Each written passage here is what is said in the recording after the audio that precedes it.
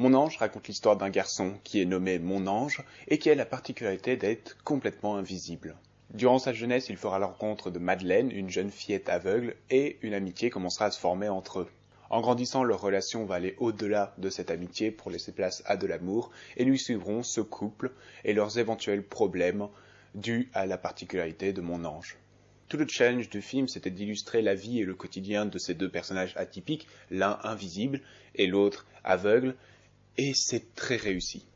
La quasi-intégralité du film sera filmée en caméra subjective, donc qui adopte le point de vue de Mon Ange, et qui nous montre directement ce qu'il regarde, ce qu'il observe. Et puisqu'on suit une histoire d'amour, l'intérêt principal de Mon Ange est Madeleine. Et donc on a des gros plans sur Madeleine, sur sa bouche, sur son nez, sur sa joue, sur sa poitrine, sur ses cheveux, et ça rend le tout très sensoriel. Et on peut dire ça de tout le film, c'est une histoire très simple, et de cette simplicité, le réalisateur Harry Cleven a énormément travaillé le sensoriel, l'émotion et la beauté de son film. Il y a plusieurs moments dans le métrage où les protagonistes vont raconter une histoire, que ce soit une histoire qu'ils ont vécue ou alors un conte tiré d'un livre, pour vraiment mettre une touche d'ambiance et expliquer leur ressenti par rapport à certaines choses, par rapport à la vie en global.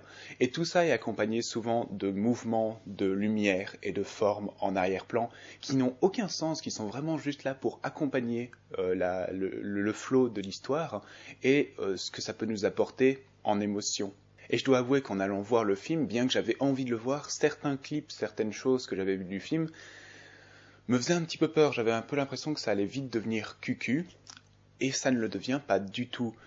Les phrases tirées du contexte font vraiment étranges, mais dans le métrage, pas tirées du propos, elles sonnent vraiment justes, et le tout n'est pas cucu et beau. Et c'est principalement dû au fait qu'on ne s'intéresse pas surtout à l'histoire d'amour, qui est une grande partie certes, mais on s'intéresse énormément à l'existence de Mon Ange. Donc Mon Ange est invisible, mais il arrive à interagir avec les objets du quotidien, et là, un petit bravo aux effets spéciaux, parce que franchement, les interactions de Mon Ange sont magnifiques.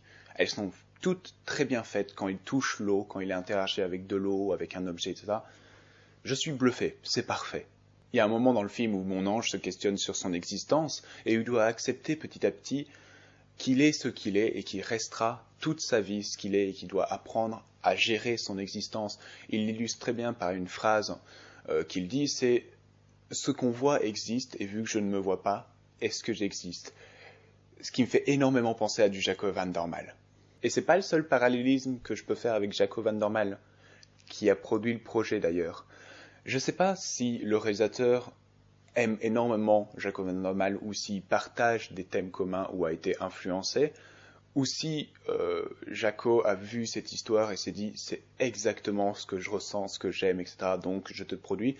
Mais il y a énormément de choses qui se répondent dans ce film et dans les films de Van der Malle. Il y a donc cette phrase par rapport au fait de se voir et à l'existence qui est presque la même que celle dite dans Mr. Nobody de Van der Malle.